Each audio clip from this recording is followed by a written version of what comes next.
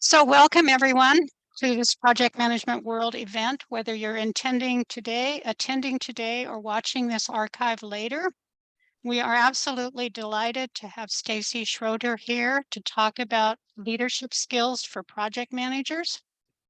And so I will just give one little quick introduction for those of you. We had a number of people just joined PM World in the last few days to attend this presentation. So talk a little bit about PM World, and then I'll turn it over to Stacey, and then she will give a presentation and take questions. Do, as it says at the top, introduce yourself in the chat, say where you're from, anything else you want to say about yourself, and then we will open. So Stacey, I've forgotten. Do you want to save all the questions till the end? No, I'm happy to answer questions all throughout. Okay, so do type your questions in the chat, and Marie and I will be watching the chat to see if there are questions, and we'll interrupt Stacey if she doesn't notice that there's a question. So I'm just going to move ahead, assuming I can. Well, maybe I will do.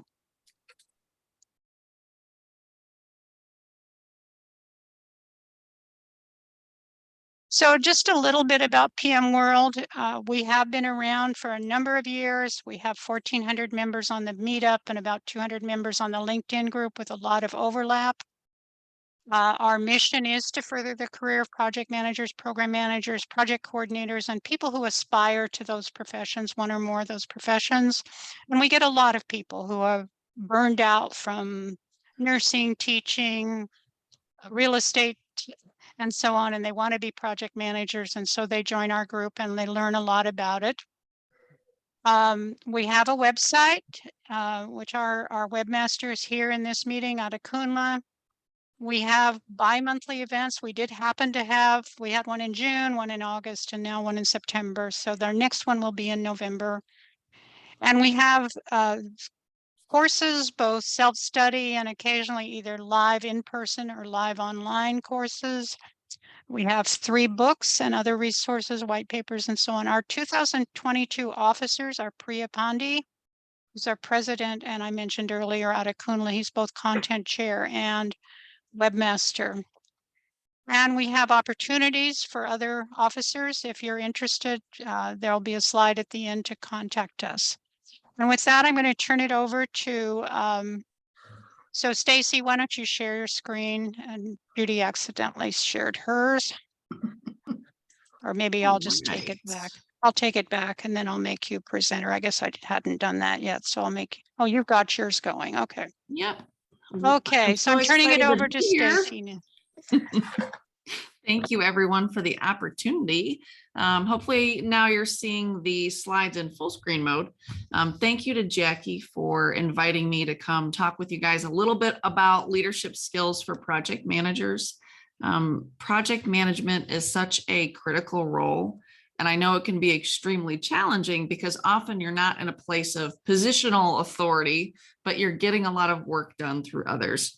So we're just going to do a quick presentation today. And as I mentioned, I'm happy to answer questions, any comments that you have all throughout our time together to make it a little bit more engaging. So who am I? I'm Stacey Schroeder. I'm a manufacturing nerd. My career was started in manufacturing. I was an engineer for Owens Corning fiberglass.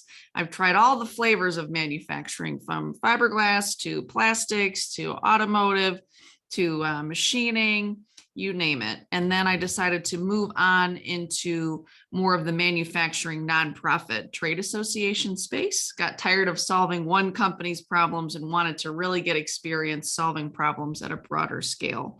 So my whole career has been this journey through manufacturing, engineering, and what I saw was the common thread was people would tap me to help onboard, to train, to coach, to mentor.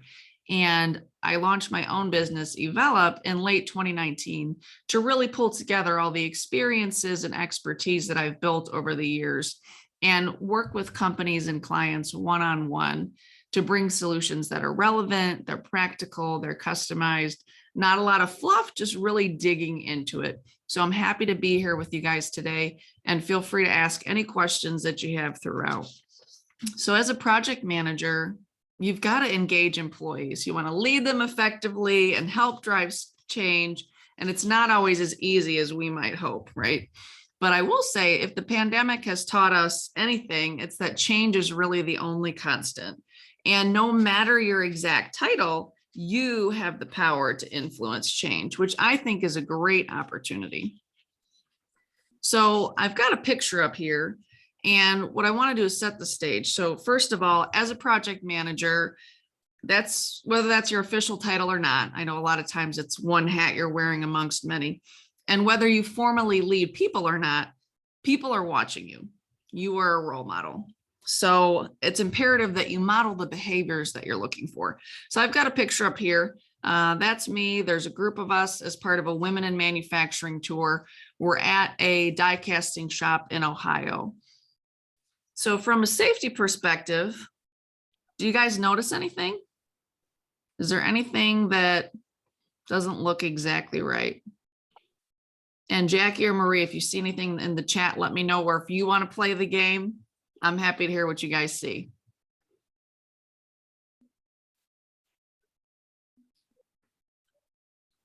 I'll draw your attention. Look at his chest. You see those two little orange guys? Those are his ear protection. They're not in his ears, and he's right next to a huge piece of equipment. So this is an example where, as a informal leader in this group, I had the opportunity to say something, to do something, to act as the role model.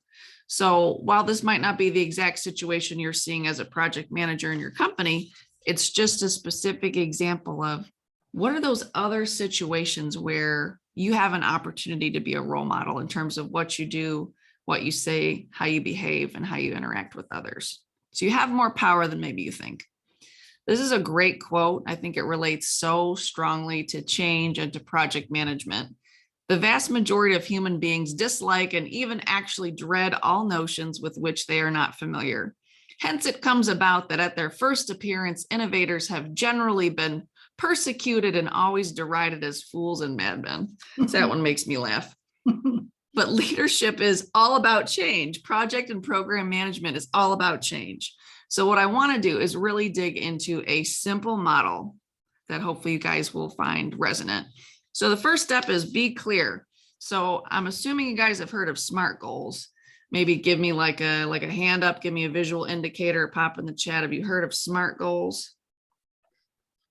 So SMART goals are specific, they're measurable. Yeah, perfect. They're attainable, attainable, reliable, relevant, and and then time bound. Perfect. A+. So to drive change, you need to be clear. What's that desired future state, right? Crystal clear. So I know as a former project manager, I've worked at big manufacturing companies where we're executing, a year-long project plan that's $750,000, which is probably peanuts compared to what some of you deal with. But for us, it was a big deal. So having that elevator pitch, that short explanation that's really clear about what the goal is so helpful to gain alignment.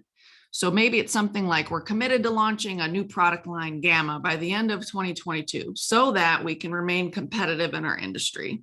So I would encourage you, as we walk through the model, think about a project or a program that you're managing or you're going to be managing. What is that elevator pitch? How do you explain it? How do you get people excited in a short amount of time so you can maintain alignment as you're talking with stakeholders, as you're talking with clients, as you're getting new people involved with the project? The second element, now that we've gotten clear, is building trust. So I'll give you a personal story about trust. So my first day as the workforce development director at a national manufacturing association that we won't name, I get there, I'm in my office getting settled. One of the women that is going to report to me comes in and shuts the door, and she is like shaking with emotion. And she's so angry and frustrated and upset. And I had to think for a minute and decide, what do I want as the long-term outcome?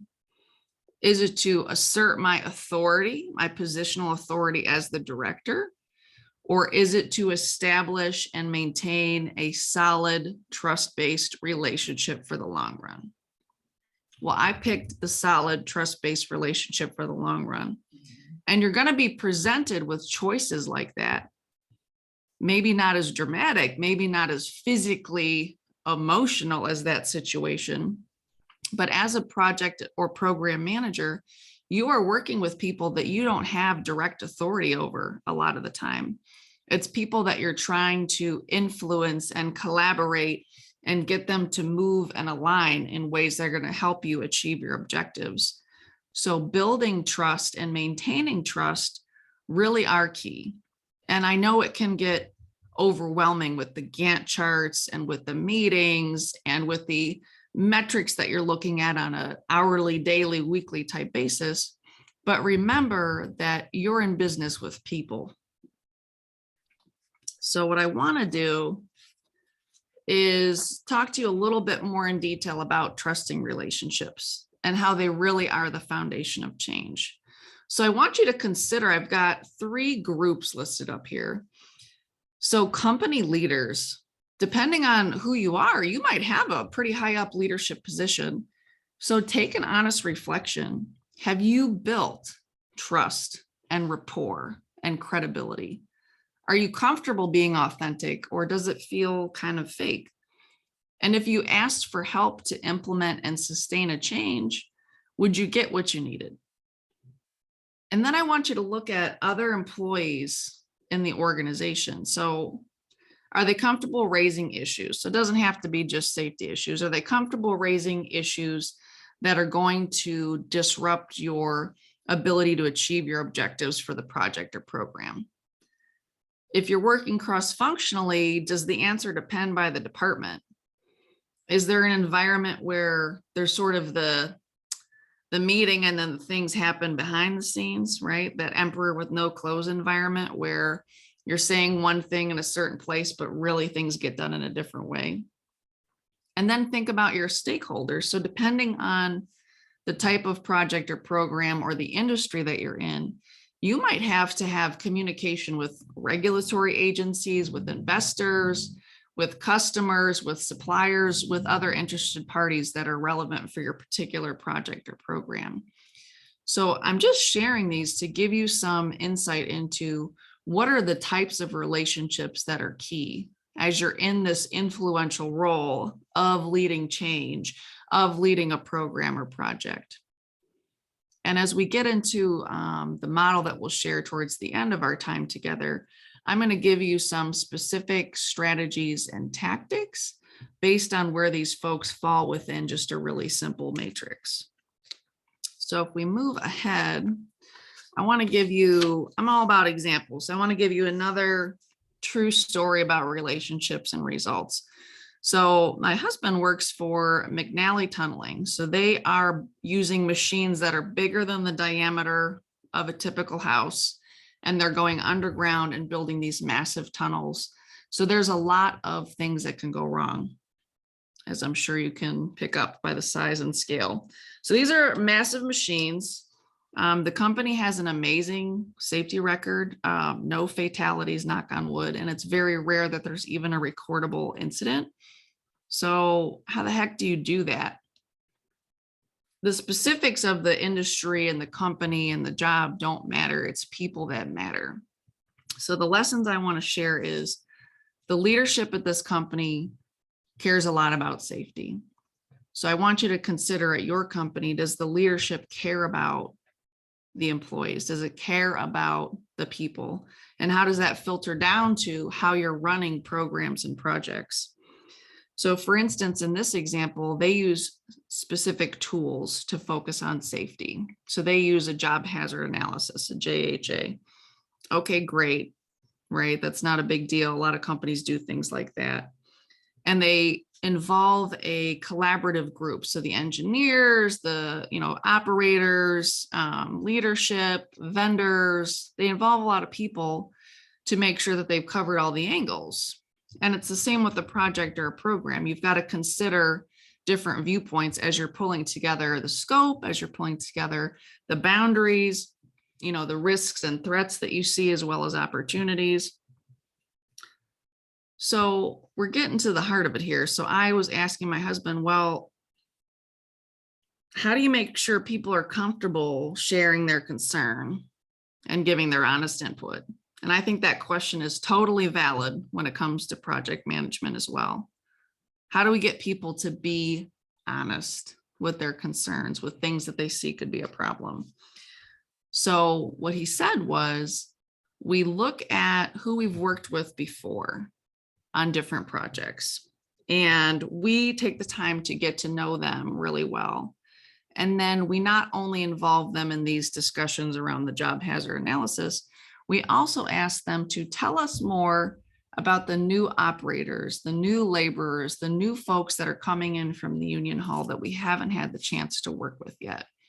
So it's getting curious about the people that are going to be involved in your project or program, and using that information to help guide how you're going to lead it, the types of questions you're going to ask, the information that you're going to provide, and creating a space where people feel comfortable being authentic and open and honest, because that's how you're going to achieve your objectives in the time that you need.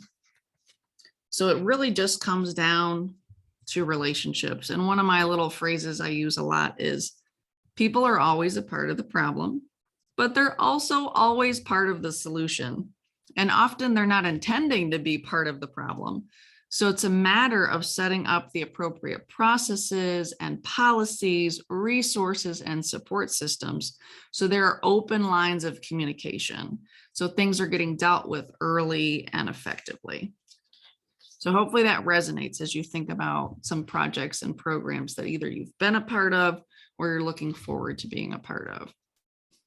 So we've talked about being clear, we've talked about trust and relationships. Now I want to talk about making a plan. So I've got my funny header up there. Shoot, ready, aim. Wait, what? That's not the way we want to do this. I'm sure you've realized that people mostly don't like change. Unless it's happening to someone else, then it's usually fine. So you've got to have a well-designed process and clear, consistent communication. And this holds true in spades for project management, because you've got cross-functional teams, people that don't always normally work together. You've got their regular leaders that need them to accomplish certain objectives as part of their normal day-to-day job. So you've got to have the clear, consistent communication and a well-designed process. So I like this picture because it's all about alignment and getting everybody rowing in the same direction. So the only constant is change. We talked about that. We knew it before. The pandemic really emphasized that that is true. So I want to walk us through now a proven model of leading change from the middle. So leading change from no matter what role you're in, no matter if you have a formal leadership title or not, this is a great model. And the expert that I'm referencing is Dr. Jackson Nickerson. And I've got an article of his at the end that you're welcome to look at. You can Google him. He's got some great books out there. He's an awesome dude. So his 3-step model, it's the COSTS model, and COSTS stands for communication, strategies, and tactics. 3 steps. First, identify your stakeholders. Second, we're going to put them into one of 4 categories. Third, we're going to apply the appropriate communication strategies and tactics. And I emphasize appropriate because you can get into trouble if you're trying to talk to everyone the same, if you're trying to use the same tactics to talk to people that fall into different categories. So just a couple data points I pulled from his research. So believe it or not, organizational change efforts, and I put projects in that bucket, either fail or don't yield the complete promised result 70 to 90% of the time, which at first blew my mind, but then I thought about my own experience. I'm like, okay, that feels right. It's very difficult to execute a change, a project or a program successfully. So what I want you to do is, as we're walking through this model, if you don't already have one in mind, think of a project or program that you're part of or that you're going to be a part of relatively soon. So the first thing we're going to do is identify your stakeholders. So when I say stakeholders, I mean literally listing out names of everyone that's a stakeholder to the change that you're proposing. So the outcome of the project or program. And I want you to think broad. Who's above you, who reports to you, who is kind of extraneous but supports you, who are the customers? So what other departments, internally are going to be impacted? Are there external customers? And then who are those folks that can pull the e-brake on your project? When I worked at a manufacturing company, one of the things my manager taught me early on was, here are what these 3 vice presidents care the most about. Here are their pet topics. Here are things that are third rails that you want to avoid at all costs. So think about it from that mindset. Who can really totally upset the apple cart on your project? And it's important to start thinking about where you would categorize them and then building the appropriate strategies and tactics to respond to them to keep the project or program moving forward. So we've got your piece of paper, you've listed out names of everyone. It's going to be a big list to start with. That's totally okay. And then the next thing we're going to do is put them into one of 4 categories. So, in business, we love a good 2x2 matrix. So we've got our 2x2 matrix here. So the first one, that top left, is superordinates. So all those in a direct line authority above you, your boss, their boss, and so on. And then on the upper right, you've got customers. So I mean internal and external. So folks that'll be impacted by the change, by the outcome of the project. That bottom left is subordinates. So those who work directly for you and those that support you. And then on that bottom right is a blocker or a complementer, or I call them haters. So folks that can be outside of your immediate chain of command from who you need support, and those who can pull the e-brake. So these are folks where they can either be a champion if you're utilizing them effectively and they're on board, or they can be a total derailer to your project. So it's important to start thinking about where to put each of the folks you listed in step 1. Which of these 4 categories would you put them? And this will take some time. We're just breezing through the model, but these are steps that you would want to do with your core members of your project management team. So we've got them listed out, we've got them categorized. Now we're going to walk through the costs by those 4 categories. So the communication, the strategies, and the tactics. So a lot of these are going to make sense. We're not a lot of groundbreaking stuff, but I'm betting that some of them might be new or different. So that first one, we're going to look at that top left corner, which was the superordinate. So that's those leaders and senior leaders. So the phrase I want you to remember is, we need agree in. We need agree in from everyone above you. So you want to engage in conversation with these folks to fully grasp the scope of the project and the political landscape that you're about to enter. Politics at work is a real thing. We don't want to put our heads in the sand about it. We want to have a full and clear understanding so we can navigate it most effectively. So some of the specific things you're going to do is you're going to try to get agreement in these 5 areas. You want to have initial as well as ongoing conversations to explore, the nuances as the project's moving forward, to make sure you haven't missed anyone in your stakeholder landscape, figure out what the right role is that they should play, determine what kind of support you need in terms of resources and support, so you can know how far you can go. Like, how far can I push without losing buy-in and commitment from my senior leadership? And then figure out a schedule for ongoing communications. I know when I was doing Lean Six Sigma Black Belt projects, that schedule for ongoing communications was set in stone. It involved people from director, senior director up to vice president. And those were super critical standing meetings and documents that we had to have and fill out and share so that everyone felt comfortable the project was moving forward. So that's how you're going to handle those superordinates. You're going to focus on agree in. Now, if you think about subordinates, that's that bottom left group, those that report to or sit below you in the org chart. We want be in. So you need to engage and empower them throughout the process. Think about yourself personally. If somebody's asking you If somebody's telling you to change, that's a tough sell. But if somebody is actively collaborating and inviting you to be a part of the decision process to make a change, that's a whole different ball of wax. So some specific things you're going to want to do are select the right team, gain commitment from the team. Again, this relies on those foundations of trust that I talked about a little bit earlier. You're going to communicate the preliminary vision. What does future state look like when this project is achieved? Formulate the challenge in a comprehensive way. You're going to verify the formulation before solving it. You're going to develop alternative solutions. You're going to verify that what you're proposing is going to work before you implement. And then you're going to do the implementation. So you might use different phrases than this depending on the particular project methodology that you follow. But I bet you can see some alignment with these steps along with what you're currently doing. So I want to clarify this as be in and not buy in.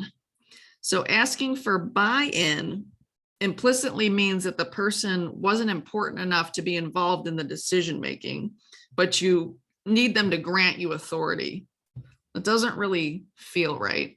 So subordinates, it's be in. It's creating commitment from the team that leads to empowerment so that they're going to act in a way that forwards the objectives of the project. And then if we think about that top right, that's the customer. So it's internal and external. So you need to create enough perceived value for these groups to encourage them to spend their time, money, energy, resources in using the services or in being a part of the change, using the new system or program or whatever it is that you're changing throughout the project. So some of the specific steps is inviting customers to join the be-in process, engaging lead users and opinion leaders. So those folks that are kind of on that cutting edge, ones that are most excited about the project, ones that have a lot of respect and influence in the organization or in the external industry and marketplace. You want to understand customer needs through research, and you want to market. This is that elevator pitch. So advertising the value of the new capability, of the outcomes of the project that you're moving through. So then the last group, but certainly not the least, is the haters or the complimenters or blockers, whichever phrase you like. So this group, it's really around shaping perception and support of the project by demonstrating that it's in their best interest to stop complimenters from becoming blockers, convert blockers to complimenters, or avoid blockers altogether. So this one is really focused on allow in. Allow in. So this is the most crucial set of costs of communication strategies and tactics, because these are often the most challenging people, the complimenters or blockers. So what you want to do is first invite them to the be in process. So it's step one from the top left, solicit be in. If they choose not to participate, then you move to the second approach, which is solicit buy-in. So you want to engage them in some sort of exchange, nothing nefarious, but do they have a pet project? Are they looking for, help with something at work? Is there a way that you can do this, scratch my back and I'll scratch yours, to get them to buy in? So you're creating value. And then you leverage agree in. So let's say you've got like a mid-level leader that's just being a real stick in the mud for the project, and they're kind of throwing up obstacles that aren't really real, but they're creating friction. Find those big kahunas, the big fish, the senior leaders or folks that have a lot of clout and influence that are already supporters, they're already complimenters. Use them to put a little bit of a pressure campaign, and you'd be surprised how people will change their opinion. So this is definitely a little bit in that organizational savvy and politics, but it absolutely makes a huge difference to make sure you've got the support needed to successfully complete the project. And if those three strategies don't work, you move over to exclude, where it's basically, you don't get to play anymore. So bring in your senior leaders, bring in whoever you need to figure out how to make it where their voice and their squeaky wheel is getting minimized to have the least amount of impact for your overall project. So we definitely went through that quickly. Like I said, I've got an article at the end with Dr. Jackson Nickerson's approach with this model, and he's got some great books and other resources available as well. And after you've moved through those phases of the cost model, he's got a cute little slogan that says, don't be deaf. So make sure you're focusing on your stakeholders and keeping them happy all throughout the project. Because the winds of favor can change in an organization, sometimes pretty quickly. So you always want to make sure you're keeping an eye out for things like disrespect. Was somebody not involved to a key meeting? Is there envy? Are folks getting a lot more attention and somebody's really not? Are people getting angry? Is there fear about negative outcomes of the project? So you want to make sure that you're quelling these types of emotions. And a good way to do that is by continuing to build and maintain trust and relationships, and also the clear and consistent communication that we talked about earlier as well. So quick recap: be clear, build trust, make a plan, consider the 3 steps cost model. So I've got sort of the head and the heart together can lead you to achieving those outcomes of the project that you are looking to achieve. So some extra resources for you guys. The first one is an article from Dr. Carol Kinsey-Goman. She is a masterclass. She's amazing. She's got a good one on leading the social side of change. And then Dr. Alan Zimmerman is really good as well in terms of customer service and change. So I've got an article on the steps of the change maker, and then a link to Dr. Jackson Nickerson's book, which goes into much more detail and gives real life examples around the costs model. So that's what I had prepared for you guys. I would really love to hear any questions you have or any feedback. Looking forward to making this, the most beneficial that it can be for everyone. So before we go to questions, could you back up to your previous slide? Yeah, of course. So your number 2, Alan Zimmerman says for your use only. So this is semi-confidential. You don't want people to it's share not it? confidential. You're allowed to use it since you're participating in this webinar, but I would ask that you not reshare it with the rest of your organization without permission. Okay, so we'll remove this slide before we Okay. share the slides. I don't think we can remove it from the recording. No problem. I don't think there's a way to incise it from the recording. Okay, so go ahead to the next slide then. And while the others are thinking of their questions, and team, you can type up and ask a question, or you can put it in the chat. And this is not about leadership, but because you talked about industrial and mechanical engineering, both you and your husband work in that field, some of our members will want to know, I know we have some mechanical engineers, we may have industrial engineers. I know when I went to Nebraska, I wanted to major in industrial engineering, but they didn't have it. So I started in civil and ended up in electronic engineering. So how would a person go about becoming a project manager in the industrial engineering field? Yeah, that's a good question. So, I'll broaden it even to say manufacturing in general. There are many opportunities for project managers, and there's ones that relate to big capital projects, as well as ones that are more on the business process side. So what's great about manufacturing, what's great about engineering is as long as you're showing an appetite to learn and the willingness to be flexible and adapt, there are really no limitations to what you can do in that field. So as a project manager or aspiring project manager, of course, like with any type of industry, you're going to want to pull together what are some examples of work that you've done in terms of project management, really focus on what the outcomes were that were expected, what you achieved, timelines, lessons learned. And I would say just keep your eyes open for opportunities. And even if the role doesn't specifically say project manager, I can guarantee a lot of roles in that industry have that element. If you're looking for more of a higher level project manager or portfolio manager role, I would say look at companies in that space that have at least 1,000 people maybe more like 4,000 people, they typically have a more robust and defined product portfolio and program portfolio management process with those defined roles where that's going to be the main part of your responsibility is project management.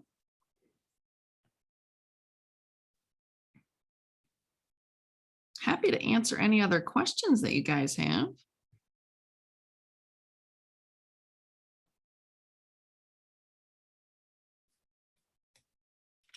Okay, hi Stacey. Thank you for the presentation. So I would like to ask, you made mention of building trust and the rest. So, and considering the diversity among in the workforce and human, to be precise, how can someone ensure that or be assured of honesty or integrity within a workforce or a team member on a project? Yeah, that's a good question. You know, a lot of companies, we've got folks from all different generations, from all different walks of life and different experiences and background and personalities, and people bring their whole selves to work. So for me, when I've been in project management roles and leadership roles, I really focus on setting the example and being the role model of the behaviors that I'm looking for from the team. So being upfront, being clear, being transparent, doing what I say I'm going to do. And it will take time to build trusting relationships with those that have been burned or mistreated in the past. But I will tell you, don't give up, because people are always watching and listening. And it might take 6 months, it might take a year or even more, but you will see improvements in the relationship if you keep doing the right thing. Thank you very much, Stacey, for the answer. And in the chat box, Schroeder asks a question that what technical tools and technology, e.g. Jira, we should be aware of for project manager roles? That's a good question. And I would say the software space has changed so much. Even in the past few years, during the pandemic, there have been changes to where people are working from, geographically dispersed teams. I was on a workforce development project building additive manufacturing training online, and I was using Jira to work with teams in Columbus and teams with New York and teams everywhere. So I would say the core skills are the same no matter what software platform you're using. The core skills are really around setting clear objectives, having SMART goals, having clear and consistent communication, setting the right cadence of meetings and touch bases with the right stakeholders, and then being flexible to use the tools that a particular company or team is looking to use. A lot of the ones that are more cloud-based have pretty good training available. Like Jira, for instance, I think has some really good training from the work I did using that platform. So I would say in the manufacturing world, it's less about the specific tool and more about the skills that are common throughout. Thank you very much. I hope Sheta got the response to that. Okay. Oh, she's saying thank you. All so right. And then another question from Maria is that during the pandemic, she said, during the pandemic, so much work began to be done offsite. How has that affected what you are recommending? Yeah, that's a great question. And this question. is more personal question. Yeah, I think, you know, people are people and we want the same thing no matter where we're located. We want to be valued, we want to be appreciated, we want to be trusted, we want to make an impact. So as a leader, as a project manager, you have a key role, an integral role in setting it up such that your team members feel comfortable and they feel equally valued and respected. So some of the ways to do that is if you've got an office or a site where you've got some folks in person, but a lot are remote, sometimes it's better to do 100% virtual meeting. instead of having a couple in the room that are almost having their own conversation, and then those that are online feel that they're not able to contribute equally. Or you decide what are the types of conversations and things that we need to be doing face-to-face, and schedule those purposeful face-to-face touch points, and then figure out how to manage progress and performance virtually the rest of the time. So I think it's all the same things we've talked about. It's just planning ahead for when do you want things in person? When do you want hybrid? When do you want fully virtual? And being clear about your communication and your expectations of all the team members. Okay, thank you very much. So, before moving on, so I would like to reflect on the Shweta questions about Jira. So, because my understanding of Jira, it's that it's more of agile tools like that. So more of talking of Jira, Rai, Monday, Asanas, and the rest. So in the manufacturing sector, which I believe it's more of real production, not really like software like that. So do you make use of Jira, and how do you go about it? Is it Jira to be precise, or you have a specific software designed for that industry?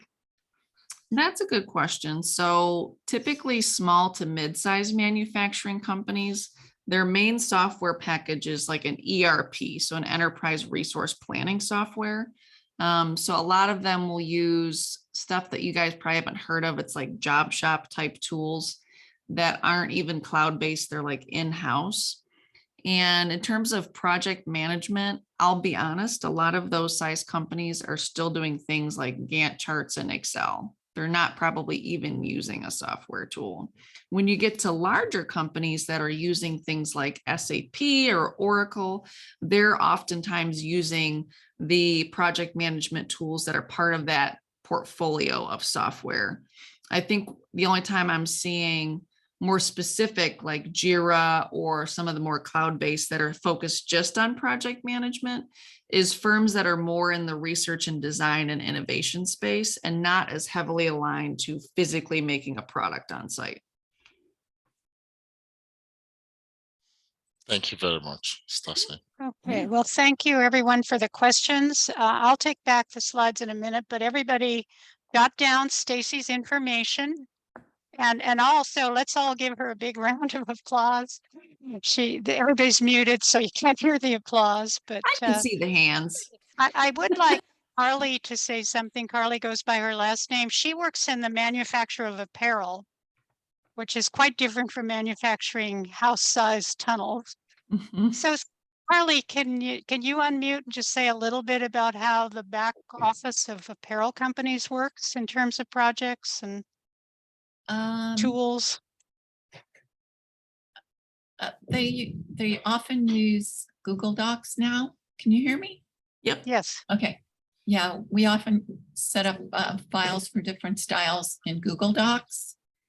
And because of the pandemic, we've been doing fit sessions through Zoom, which is not ideal because you really need to be there for a lot of those meetings. So some of them are hybrid as well. Some people are there and other people are not there. And then, yeah, we have been using mostly Google Docs to set up our, the new businesses that come and work with us.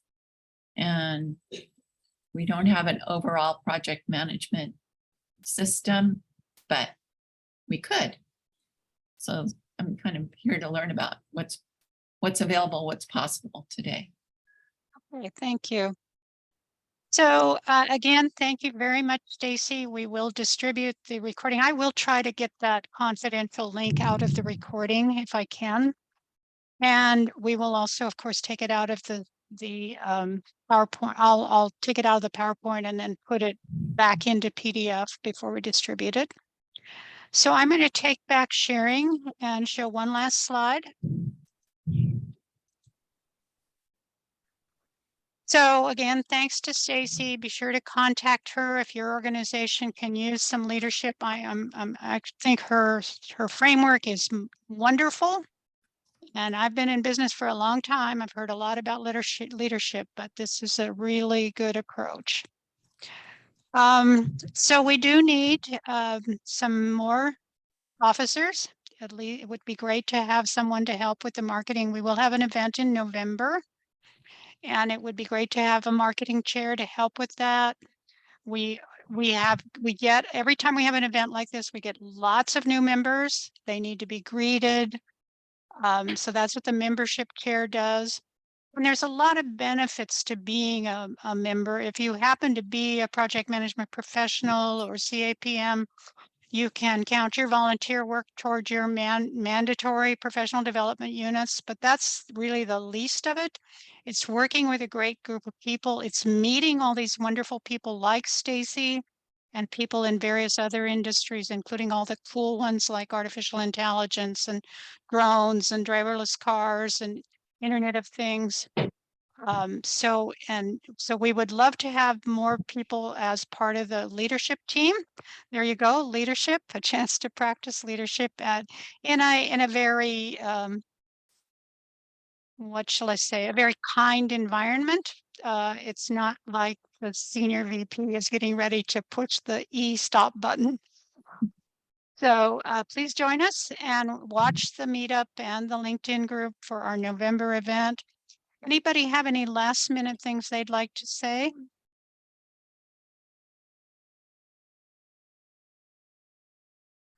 Okay, well, again, very much thank you. Thanks for those who attend. Thanks for those who are watching the archive. And we'll see you in November. Stacey, I will send you a certificate. Thank you for your help. And you can frame it and put it up there in your newly painted room. There we go. Thank you Show it again, or everyone. It make was it, my make pleasure. it, well, again, many thanks. Everyone have a great day, great week. Thank you. Bye. Thanks. Thank you Bye. very much.